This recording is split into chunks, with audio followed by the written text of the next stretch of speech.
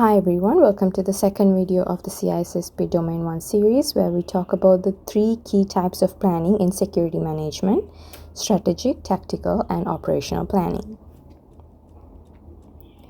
So you just have to understand these concepts very simply because it's not difficult, and just know the concepts and what it actually does, right?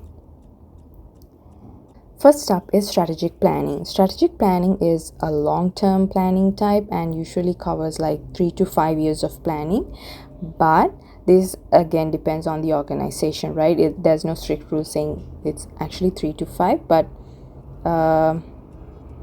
usually the idea is that it's a long-term planning, and this focuses on aligning the security posture of an organization with its business goals, the long-term business goals. And this type of planning is done by the senior management and will give the overall direction of security. If I give an example to strategic planning, so this would be something like expanding all operations to the cloud. They would just say all operations must be shifted to the cloud within the next 2 to 3 years. And the actual task for this will be handled by the tactical and the operational teams. Next type of planning I want to talk about is tactical, but I think it's better to go to operational planning first so you can get a better idea on tactical later. So operational planning is all about day-to-day operations or the executions, right?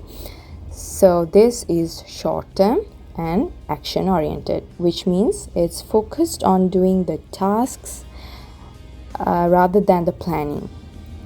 Right, and operational planning is usually done by the frontline IT and security teams. Some examples are scheduling and applying security patches, monitoring logs, and also managing backups, right? Now we have covered both long-term and short-term planning. The middle layer is the one that connects these two, and this is the one which we call as tactical planning. Tactical planning operates on a mid-level, and planning done is usually the duration of the planning is usually 6 months to 2 years, and that is about turning strategic goals into projects and deliverables.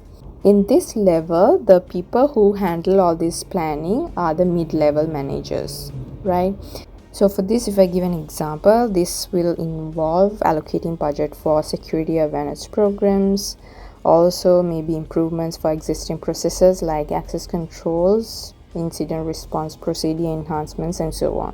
So this is all for all the three types of planning in security management. You just have to understand how these layers work together for CISSP as well as the real world security leadership. For CISSP exam, just remember that strategic is long-term and high level, tactical is about mid-level project planning, and operational is about the daily executions.